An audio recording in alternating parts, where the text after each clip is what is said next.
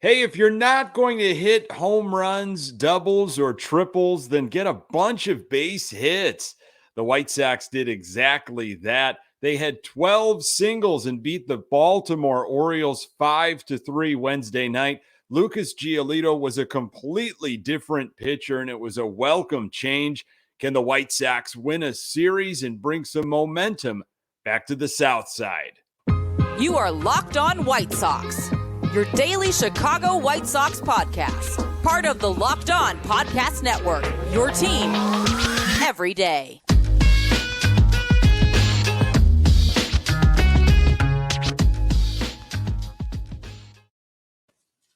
Hey, Sox fans, welcome to Locked On White Sox. Thank you for making Locked On White Sox your first listen each and every day. We're free and available on all platforms. Follow us on Twitter and Instagram at Locked On Sox. Also, subscribe to our YouTube channel. Just search Locked On White Sox. Hey, I'm your host, Nick Morawski, a lifelong diehard Chicago White Sox fan, recording this podcast just blocks from the ballpark in beautiful Bridgeport. You can find me on Twitter at Nick_GGTB. Really appreciate you letting me steal some of your time to talk White Sox. Locked On White Sox is part of the Locked On Podcast Network, your team every day. The 2023 White Sox schedule has dropped. Start the planning. Lucas Giolito was a mess the last time he took the mound, but Wednesday was a different story. And it was singles night at Oriole Park and Camden Yards for the White Sox. State of our White Sox, 63-61. They are 4 games back in the AL Central, chasing, of course, the Cleveland Guardians. There are 38 games left in the season. White Sox took care of business Wednesday night, beating the Orioles 5-3. The series is now tied, and the finale is tonight at 6:05 p.m. Central Standard Time. Hey, let's talk about offense first. Everybody's talking about it. What is going on with this team? They're getting a lot of hits, but they're not able to score runs. There's been a power outage. There hasn't been consistency. Are the Sox pressing? Are they trying too hard to change things with one swing or in one game? It was frustrating, but they got the job done. We're going to break it down.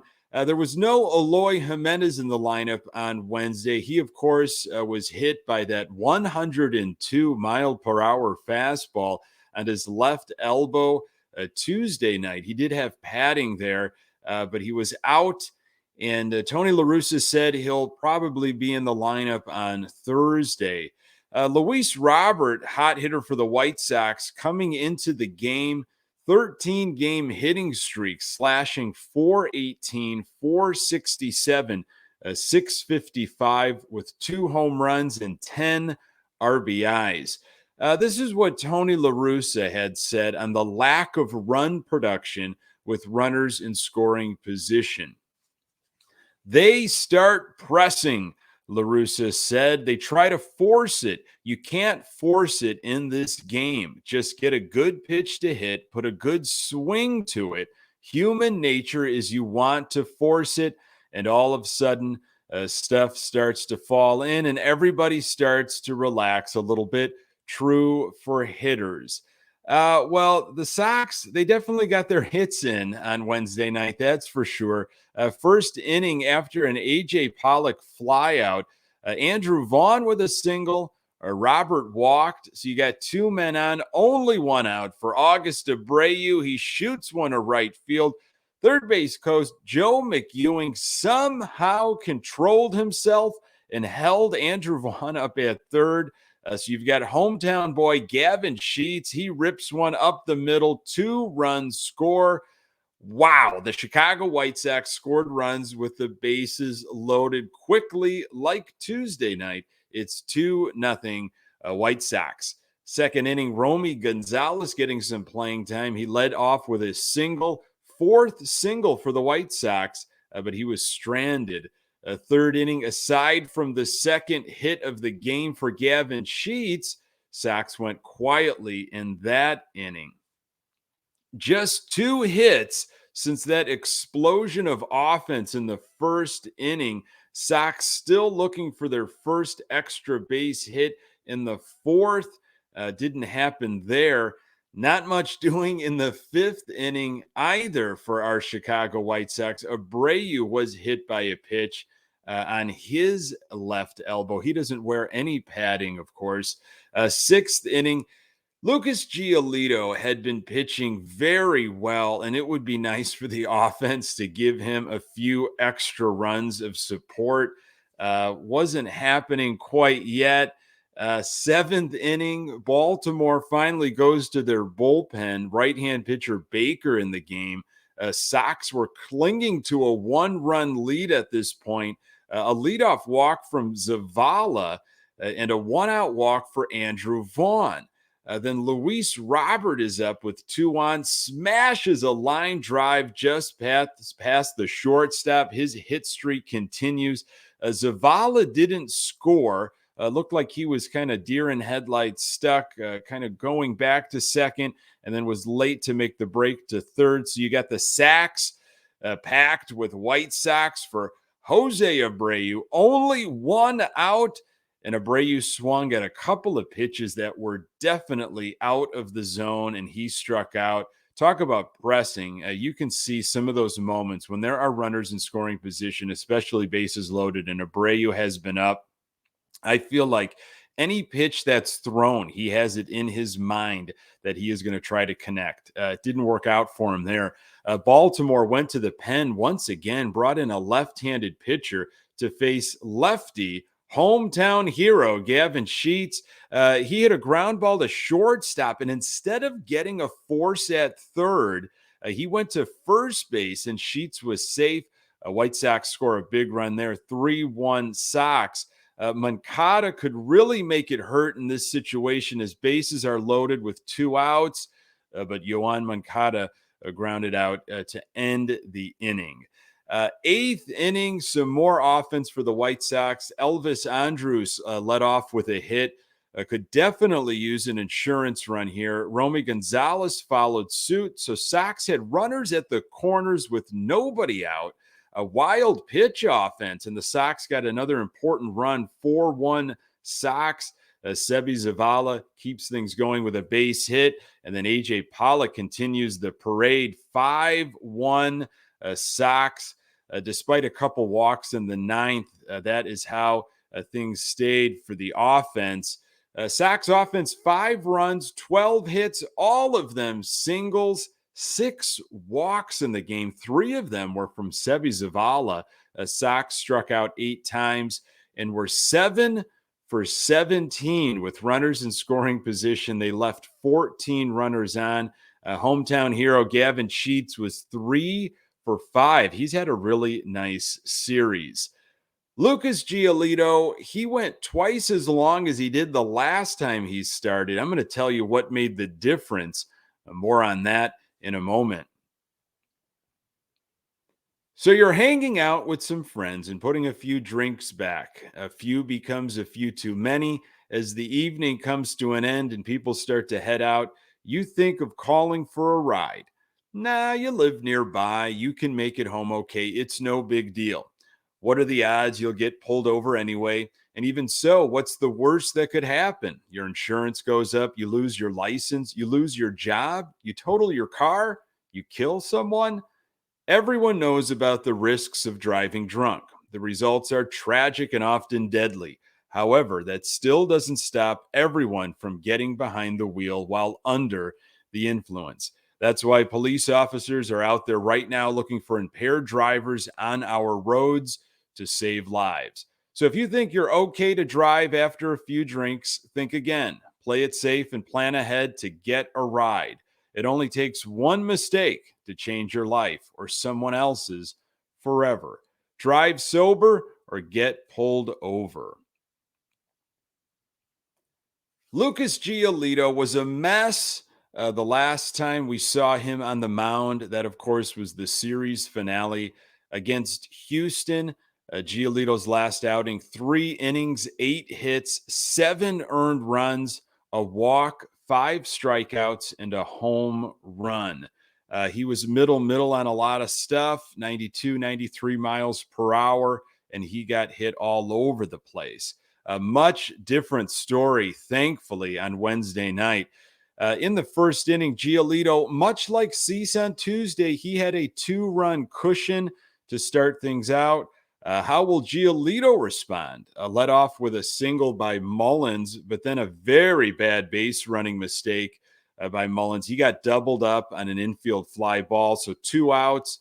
And Stone is talking about if Lucas Giolito wants to use that changeup outside, fluttering outside, especially to left-handed hitters, then that fastball has to come inside. And he was definitely doing that. Got Santander to strike out. A pretty easy first inning, 14 pitches.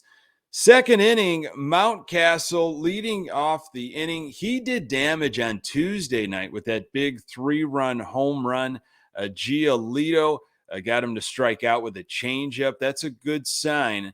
That was working well for him. Giolito, 94 miles per hour on the corners, much different than that 93 down the middle we saw last week.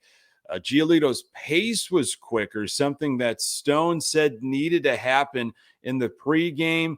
And Giolito had another strikeout with a slider in the second, then a fly out to right field. A very efficient 1-2-3 inning. Much different when he is in a groove, getting the ball, getting the sign, and getting to it. Not a lot of walking around, not a lot of frustration. Got into a rhythm, which was nice to see. Third inning, lots of movement on the changeup. Issued a 2-out walk, and now had to face the top of the order with Mullins, but got him to ground out. No damage done there. After 3 innings, again, this is about where he went in the Houston start last time we saw Giolito. After 3 innings, Lucas, only 1 hit, 0 earned runs, a walk, 3 strikeouts, much different than his previous outing. Fourth inning, Rutschman with a double to lead things off. He crushed a 3-0 pitch off the right field wall. A Baltimore sac fly got Rutschman to third. Baltimore seems to be seeing Giolito a little bit better in this inning. RBI ground out for Mountcastle. Elvis might have wanted to come home with that ground ball, but Zavala was kind of already heading up the first base line, and no one was at the plate to receive that. So it's 2-1 White Sox at that point. Fifth inning, 56 pitches on the arm for Giolito as he starts the inning. It's a 1-2-3 inning. Sixth, Mullins with a hustle double, pretty much ran on Pollock. You know, it continues to be impressive how teams like Cleveland in the previous series and Baltimore, they go 100% out of the box, already anticipating that this could be a double, and they're able to make things happen. So Baltimore has a man on second with only 1 out. Can they do what the Sox continually struggle to do? There's a ground out, gets Mullins to third, so 2 outs for Santander, and he gets him to pop out. End of threat. Sox hold on to that 1-run lead. Seventh inning, Giolito still in there. He's got 79 pitches, entering some rare waters here. Giolito does not see the 7th inning very often. A full count to Mountcastle, serves up a 94 miles per hour fastball right down the middle, and that's hit through the infield for a base hit. Ethan Katz with a mound visit. Giolito's starting to look a little tired, a little gassed. Graveman starts warming up at this point. Again, it's only a 2-run lead for the Sox here. 1 on and 1 out. Giolito nipping at the corners, and he issued a walk. Tony La Russa comes out to get him. Giolito not happy at all that he had to leave under those terms. But Kendall Graveman walks the first batter he faced after 4 pitches. Bases loaded, 1 out for Baltimore. And then an amazing defensive play by Yoan Moncada, an acrobatic stab. Moncada steps on the bag for the force and manages to get the ball to first for the double play. End of threat. mercy. There have been some misses, not many, but there have been some misses. However, Yoan Moncada needs to be in the conversation for a Gold Glove. He does not bring his offensive struggles out to the field. We've talked about it time and time again. He had a nice game defensively Wednesday night. Giolito's final line, 6 1/3 innings pitched, 4 hits, 1 earned run, 2 walks, 3 strikeouts, 0 home runs. He's got his ERA at 5.14. He threw 93 pitches. 8th inning, Graveman was still in the game. No damage done there. And then Liam Hendriks came in the 9th. It was a 5-1 game at this point. It's been some time since Liam pitched. He got a strikeout quickly. Then there was a base hit. And then there was a 2-run home run by Hayes, 5-3 Sox. Hendriks battled back to get a second strikeout of the inning, 1 out to go, then a fly out to Moncada to end things and wrap up the win. That seems to be the way things go sometimes for Hendriks. When it is not a crucial situation and he hasn't pitched in a while, he's known to give up that long ball. But all's well that ends well. White Sox play every team next year. I'm going to tell you why the home opener will be a cold, bizarre experience. More on that in a moment. So the 2023 schedule is out. It dropped Wednesday morning. I'm sure you've taken a look at this, pored over all of the different home and away opportunities where the Sox may be traveling. Again, this is a very different type of schedule.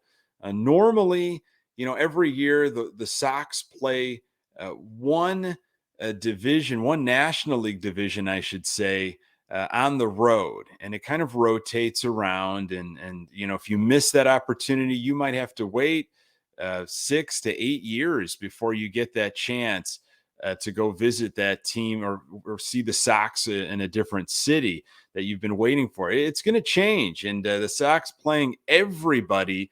Of course, it's going to be different on how it's structured. But you will see the Sox play every single team in 2023.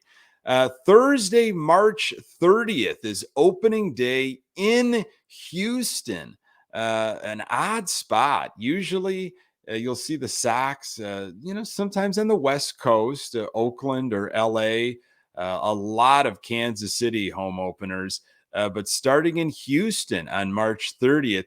And then the White Sox home opener is Monday, April 3rd against the San Francisco Giants.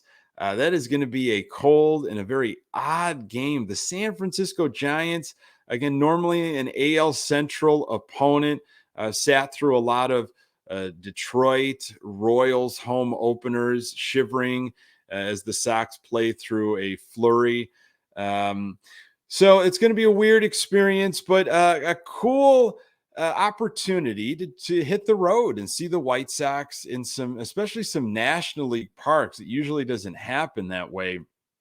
I've seen the Sox in, I believe it's 19 stadiums now. And I was going over the schedule and a couple notable trips. Here are the road trips. The National League road trips. They're always playing the American League on the road. You might have had that opportunity, but the National League stadiums, that's been rare. So you got a Pittsburgh trip in 2023. Sox will be in Cincinnati. They'll be in Los Angeles to play the Dodgers, Atlanta, New York to play the Mets, Colorado, and then Washington, D.C. So I'm looking at that schedule right now, and I really like that Atlanta trip. That is mid-July, just after the All-Star break. It's a Friday, Saturday, Sunday. And then that September trip, I think it's midweek, but in D.C., I'd like to get out there to see the Sox in Washington. Divisional games are drastically reduced as every team will play every team. So take a look at that 2023 schedule. I'm sure we'll be talking more about it here on Locked On Sox, but kind of interesting, released already. But first things first, the White Sox They go for the series win on Thursday night as they send Lance Lynn to the mound. Every game matters right now. It is like the playoffs. With Cleveland continuing to win, the White Sox need to follow suit. Hey, thanks for making this podcast part of your daily routine. You can find the Locked On White Sox podcast absolutely everywhere you find your podcast. We are on Twitter and Instagram at Locked On Sox. You can find me on Twitter at Nick_GGTB. Thanks for making Locked On White Sox your first listen. Now make your second listen the Locked On MLB podcast. MLB expert Paul Francis Sullivan brings humor, passion, and unique perspective on every team and the biggest stories around the league. Follow the #1 daily league-wide podcast, Locked On MLB, on the Odyssey app, YouTube, and wherever you get your podcasts. Coming up on the next episode, I will recap Lance Lynn's outing, hopefully be talking about a White Sox winner and a series win. Really appreciate you making time for the Locked On White Sox podcast. I'm Nick Borowski. Until next time, go Sox.